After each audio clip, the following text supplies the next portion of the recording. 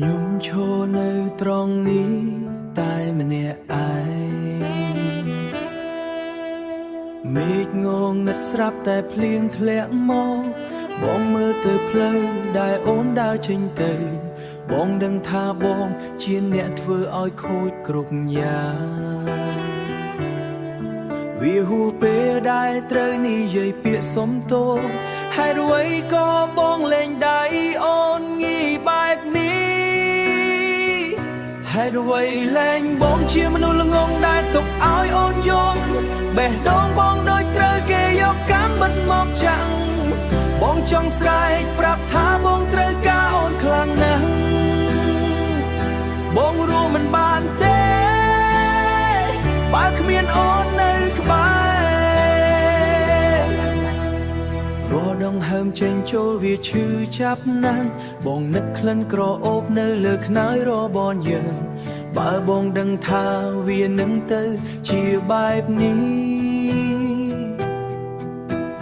បងនឹងអបអូនឲ្យណែនមិនឲ្យទៅណាមេយំជំនួសបងដែលមិនអាចហូរទឹកភ្នែកហេតុអ្វីក៏បងលែងដៃអូនងាយបែបនេះហេតុអ្វីលែងបងជាមនុស្សល្ងងដែលទុកឲ្យអូនយំបេះដូងបងដូចត្រូវគេយកកម្មបិទមកចាំងបងចង់ស្រែកប្រាប់ថាបងត្រូវការអូនខ្លាំងណាស់បងរួមមិនបានទេបើគ្មានអូននៅក្បែរបើបងអាចបកក្រោយថយពេលលាបានបងនឹងមិនធ្វើឲ្យអូនត្រូវខកចិត្តឡើយបងនឹងការពារអូនអស់មួយជីវិតតែពេលនេះសោះត្រឹមតែសេចក្តីស្លាប់ក្នុងចិត្ត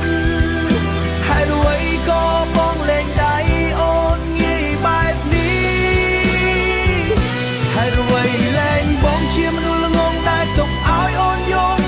បេះដូងបងដូចត្រូវគេយកកម្មបិទមកចាំងបងចង់ស្រែកប្រាប់ថាបងត្រូវការអូនខ្លាំងណាស់